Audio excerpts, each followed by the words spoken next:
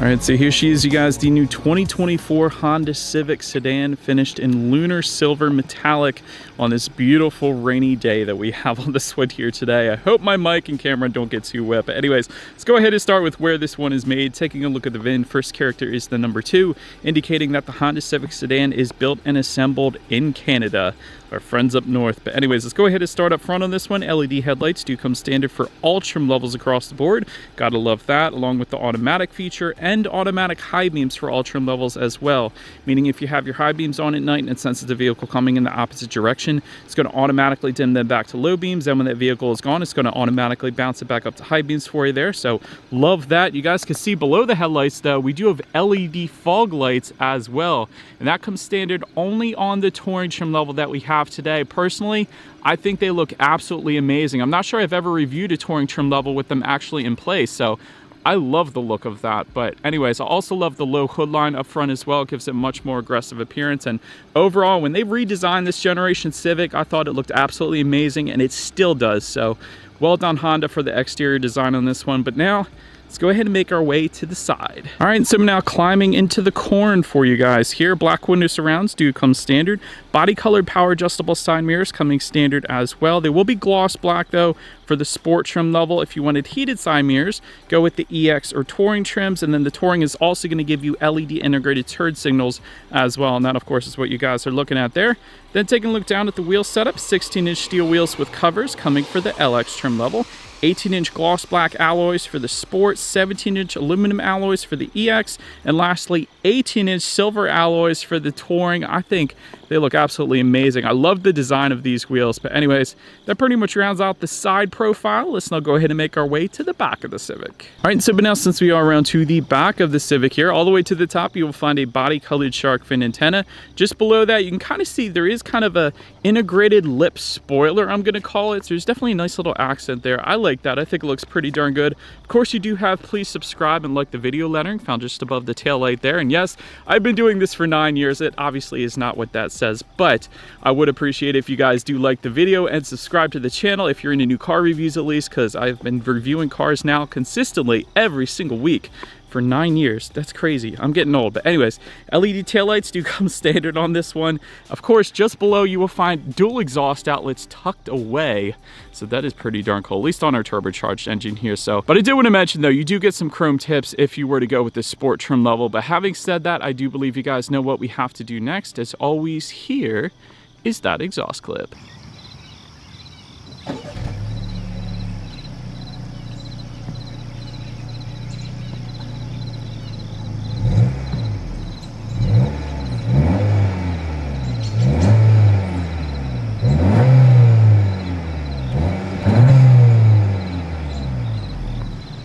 Alright, so now since you are around to the back of the Civic, when it comes to opening that rear trunk, there are several different ways to go ahead and do that. There is a button on the key fob, there's a button on the trunk itself, and there is a button on the driver's side door then as well. But once opened up, cargo capacity comes in at 14.8 cubic feet. If that was not enough space, there is a 60-40 split, meaning the rear seats do fold down quite nicely for a lot of extra space then if you needed it. There is some cargo lighting back there, and then if you were to lift up underneath of that cargo floor, you are going to find a spare tire, which is what I personally prefer as opposed to the fix-a-flat. But then making our way up to the rear legroom, that's going to come in at 37.4 inches. For reference, I'm an even 6 feet tall. This is how much space I had back there. Did want to mention the Touring trim level does add quite a bit for those rear passengers, including dual rear USB charging ports. I love that. You are going to find a rear center armrest with cup holders if you go with the Touring or the EX. EX is going to give you that as well. Unfortunately though, I wish they would have put some rear ventilation for those rear passengers. None of the trim levels are going to get that, unfortunately. But then make our way up to the front seats. Cloth seating coming with the LX, Sport, and EX trim levels. Leather seating for the Touring trim level only. That is what you guys are looking at. Manual adjustable front seats for all trim levels but the Touring, because the Touring is going to give you an 8-way power driver seat with a 4-way power adjustable passenger seat as well. Heated front seats then coming with the EX and the Touring. As far as seat comfort goes, it's been perfectly fine for me, so definitely very comfortable seats. I've had no issues in my short little test drive here today. Then take a look at the steering wheel. It is tilt and telescoping, and again, the 10-2 grips are bolstered on the thicker side of things, which I personally love. and it will be leather wrapped for the sport trim level and up, actually, so that's pretty cool. Then make our way to the startup. Let me start by showing you guys the key. You got your Honda logo on the one side. When you flip it over, lock, unlock the button to pop the rear trunk there, and the remote start is going to come on the sport trim level and up, but it is all keyless entry with a push button start. So all I'm going to do here is simply put my foot on the brake and press that engine start button located just to the left of the air vents. And so once started up, I love the digital gauge cluster that I have in this one here today. You got your tachometer on the left, speedometer is on the right, and it will adjust in color dependent upon the drive mode that you put it in. Sport is going to give you more red hues, normal is going to give you more blue hues, and that's kind of the same for Econ actually as well. And there's a cool little graphic on the right side of the gauges there too. So overall, I like the way they displayed that. And of course, you have steering wheel mounted controls. There's a bunch of different things you can cycle through up there, like your radio information. There's trip A, trip B, how many miles you have left until you hit empty, outside temperature, digital speedometer, the list goes on. So digital gauges pretty much allow you to display whatever the heck you want on the gauges. So I do love that. But now let's go ahead and make our way to overall interior quality. A power moonroof is going to come on the EX and Touring trim levels, so love that we have that. Overhead sunglass holder coming on the Touring trim level only. HomeLink controls for the Touring trim level only as well, and that's for up to 3 different garage doors found just below that rear view mirror there. Automatic climate control is going to come standard on every single trim level across the board, so you just set your temperature, it's going to automatically hit it for you there. Dual zone climate control for the EX and Touring trim levels, so both driver and passenger can set their own temperatures.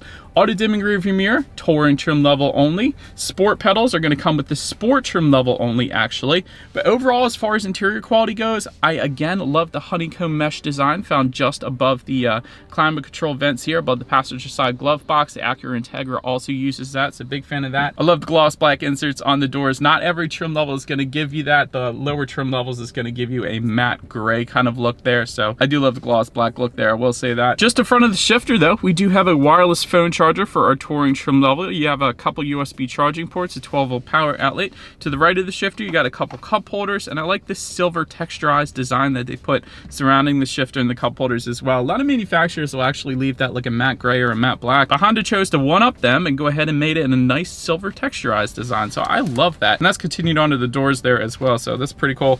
Just behind all those cup holders, you will have a decent amount of storage, more so than the Corolla, so I like that too. So anyways, overall interior quality is as you would expect it to be. Nothing crazy, but it'll certainly get the job done. But now let's go ahead and take a look at the infotainment screen. A 7-inch color touchscreen display is going to come on the LX, Sport, and EX trim levels. However, for our Touring that we have today, you're going to find a 9-inch color touchscreen display. Bluetooth and audio streaming coming standard either way. Android Auto, Apple CarPlay. Factory navigation system coming on the Touring trim level. And of course, you can check out your radio information up there as well. And so when it comes to the sound systems, there are a few of them actually.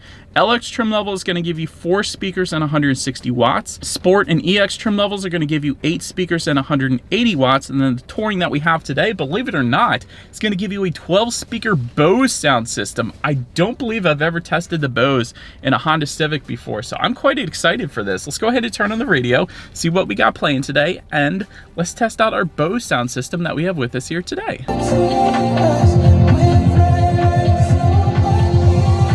That was pretty darn good. So at first, when I first turned it on, first let me say bass is amazing. They did an incredible job on bass.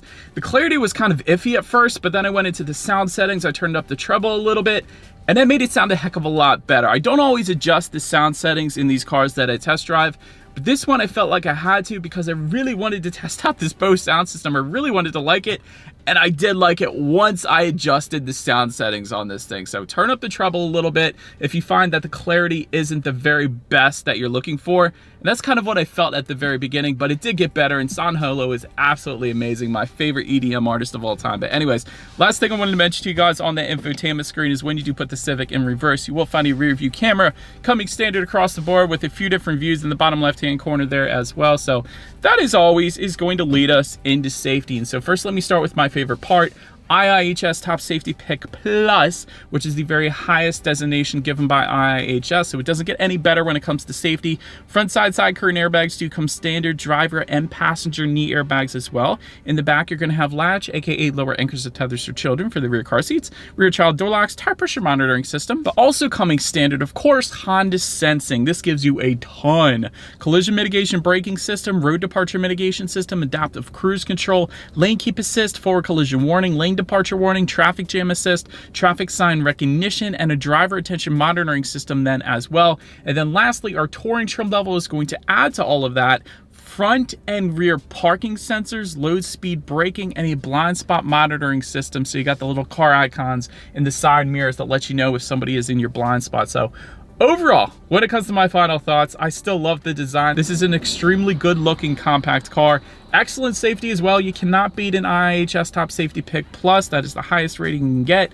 Good fuel economy as well. The EX trim level gives you 42 miles per gallon on the highway. And again, if you were to put it on Econ driving mode, like I have it right now, and then you were to do mostly highway driving, I'm telling you guys, I've gotten 50 miles per gallon in my Civics before in the past. Steering feel is absolutely incredible as well. It does make this car so much more enjoyable to drive, especially around the back roads, just simply based on the 10-2 grips on the steering wheel and the steering feel itself. So I absolutely love that. As far as the roof improvement goes, I got kids. If they're in the back, I want it to be comfortable. So rear ventilation is definitely something I would love for Honda to have added to the Civic. Maybe they will in the future, I don't know. But also ambient lighting I think would look absolutely amazing in the Civic. Maybe it's because I was modifying cars back in the Fast and Furious 1 days, I don't know, but I think multicolor ambient lighting, I'll put it that way, is absolutely amazing, and I think my kids would get a kick out of that as well. But anyways, let me know what you guys think of the Civic sedan in the comments section below, and that is about it for this one, you guys. Thank you so much for watching.